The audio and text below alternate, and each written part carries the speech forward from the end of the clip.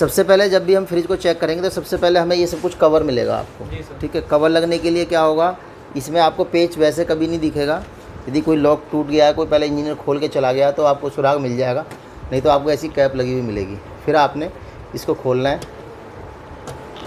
खोलने के बाद फिर आपको स्क्रू ड्राइवर से स्क्रू ड्राइवर लगा के आपको यहाँ पे पेच खोल लें। ऐसे यहाँ पेच होंगे तो पेच खोलने के बाद फिर आपको पेच यहाँ से खोल लें। तो जब पेच खुल जाएंगे तो आपको प्यार से इसको हल्का सा यहाँ से पुश करके नीचे की तरफ करके इसको निकाल देना है। आपका ये वाला पीस निकल चुका है, इसको रख दो उधर, बैग उधर रख दो। अब इसके बाद ये आपको मिलेगा। अब इसको भी प्यार से आप निकाल सकते हो। ये हमने निकाल लिया बाहर। अब हमारे पास सारा कुछ ये दिख गया है। तो ये कूलिंग कॉइल होती है। तो कूलिंग कॉइल ये ठंडी होती है, और जब कूलिंग कॉइल ठंडी होती है तो फ़ैन की मदद से ये एयर हमारे डक्ट के थ्रू नीचे चली जाती है, नीचे वाले कंपार्टमेंट में। और इसके अंदर ये डिवाइसें लगी हुई हैं। इसमें थर्मल, ये बायोमेटल है, ये थर्मल फ्यूज़ है, तो ये इसके अंदर लगे होंगे। और नीचे इसके अंदर हीटर भी लगा होगा। तो ये वायर जा रही है नीचे की तरफ, प्लेट में हीटर लगा हुआ है, यहाँ पे दिया हुआ है। तो हम उसको देखेंगे अभी ज़रा हीटर को।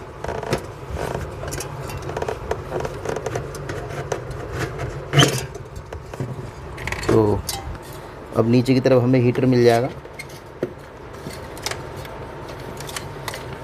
तो ये हीटर है, आप पास में देखोगे, देखो हीटर लगा हुआ है। तो ये हीटर लगा होता है, ये नीचे से पूरी आइस जो है मेल्ट कर देता है। कुछ हीटर इसके साथ में भी लगे हुए मिलते हैं, इसके बॉडी के पूरी कॉइल पे लगे होते हैं। तो इसमें सिंगल लगा हुआ है, तो आप सिंगल को देख सकते हो। अब हम पुश कर दो वीडियो। तो अभी हमने देखा ऊपर का कार्य, अब हम देखेंगे नीचे का। तो ये निकालिए, ट्रे निकालो सारी धीरे धीरे प्यार से, उधर रखवा दो साइड में सारी ट्रे, पकड़ा दो उनको।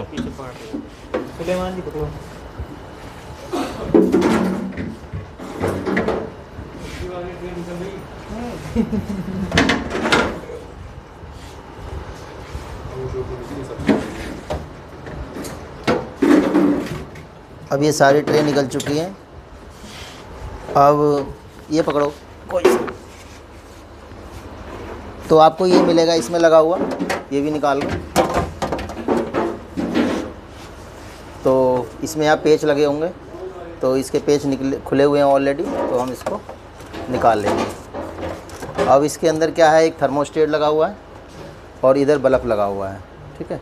तो हम इसका भी कनेक्टर निकाल लेंगे। तो दोस्तों जो डक्ट से आता है, आप यहाँ देख सकते हो, आगे देखिए ये डक्ट है। तो यहाँ से एयर आती है और यही एयर इस कंपार्टमेंट को ठंडा करती है, ठीक है। तो आप देख सकते हो कौन सी डक्ट? ये डक्ट आ रही हुई हैं, ये दो डक्ट आ रही हैं, एक ये आ रही है, एक ये आ रही है। इसी से ये सारा कुछ ठंडा होता है नीचे का कंपार्टमेंट, ठीक है। अब हम आगे करेंगे इसमें, इसको हम बाहर निकालेंगे।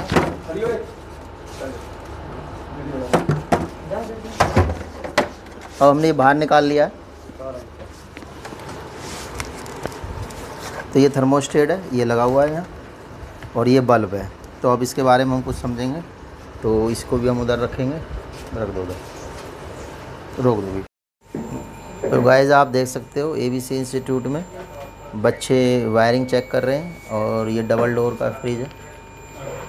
तो किस तरीके से वायरिंग करी जाती है, तो बारी बारी सभी बच्चे लगे हुए हैं और सब बच्चे टेस्टिंग कर रहे हैं। कोई टाइमर चेक कर रहा है, और आप देख सकते हो ये डबल डोर का फ्रिज है।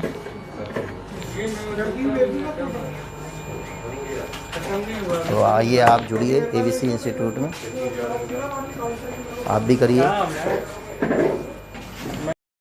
सर ये कंडेंसर के लिए भी है। तो इसमें क्या कर रहा है, कंपनी ने क्या करा है कि कंडेंसर जो जा रही है आपकी, जो इसके अंदर जाएगी, जाने के बाद ये गर्म होगा आपका, उसके बाद फिर बैक आएगी। तो बैक आने में जब भी आप देखोगे जो मोटी वाली पाइप आ रही होगी, इसमें मोटा वाला पाइप ये वाला है, तो ये है। तो ये वाली जो पाइप है ये अंदर से ठंडक होकर उसके बाद आ रही है यहाँ। बाय द वे आपका कंडेंसर अंदर लीक हो गया है, तो आपने यहाँ कंडेंसर का आउट लगाना है, और फिर आपका बाहरी फ़िल्टर आ जाएगा और बाहरी सब कुछ आने के बाद इसमें अटैच कर देना है। उसमें 4 क्लैंप आते हैं साथ में ही, आप कहीं भी उसे टाइट कर सकते हो, अलग से लगा सकते हो। लीकेज कंप्रेसर के पास इसमें 4 या 5 लीकेज होती हैं, तो आपको या तो ऑयल लीकेज मिल जाएगा, आपको ऑयल दिख जाएगा जहाँ से लीकेज हो रहा है। लेकिन लीकेज होने से पहले सबसे पहले आपको यहाँ से प्रेशर ज़रूर उड़ाना है। यदि प्रेशर रह गया और आप रिपेयरिंग करने लगे तो क्या है, उसमें ब्लास्ट हो सकता है, प्रेशर का आपके ऊपर आ सकती है, छींटें आ सकती हैं, ठीक है ना। तो कभी भी देखना है तो आपने ये पिन दबा के या इसमें चार्जिंग लाइन लगा के या पिन बाहर निकाल के, एयर बिल्कुल नहीं होनी चाहिए सिस्टम के अंदर। तो आप जब भी लीकेज देखोगे तो तकरीबन 90% लीकेज इस मशीन के अंदर खुद ही दिख जाती है। मान चलो ये टाँका लीकेज दिख रहा है आपको, ये लग रहा है, तो आप नॉर्मली आप इसको लीकेज को रिपेयर कर दो, और रिपेयर करने के बाद आप नॉर्मली इसमें फिर वैक्यूम करो। इसमें कभी भी कंप्रेसर का प्रेशर नहीं डालना, ध्यान रखना। कंप्रेसर के कंप्रेसर से कभी प्रेशर नहीं डालना। यदि डालना है तो आप नाइट्रोजन से डाल सकते हो इसमें, क्योंकि इसके अंदर हवा, जो हमारा एयर वाली हवा यदि चली गई तो अंदर मॉइस्चर चला जाएगा। और कैपिलरी का जो साइज़ है बहुत पतला है अंदर, ये जो कैपिलरी लगी हुई है ये 28 से लेके 32 तक कैपिलरी आती है, तो उसमें बहुत छोटा सुराग है। यदि मॉइस्चर चला गया तो आइस में कन्वर्ट हो जाएगा, फिर आपकी मशीन चौक हो जाएगी, तो फिर आपको गैस डालने में दिक्कत आएगी। तो कभी भी एयर नहीं डालनी इसके अंदर। यदि आपको लीकेज चेक करना है तो आप नाइट्रोजन से चेक कर सकते हो। बाकी यदि प्रॉपर आप टाँका लगा रहे हो तो लीकेज के चांस बहुत कम होते हैं, ठीक है। सबसे पहले आपने देखना है इसके अंदर लीकेज कहाँ है। जब आपको लीकेज का मालूम पड़ जाएगी तो आप लीकेज को उसको देख के सबसे पहले यहाँ से प्रेशर उड़ाना है। पिन दो मुझे, तो ये पिन यहाँ लगाने के बाद आपको ये सारा प्रेशर यहाँ से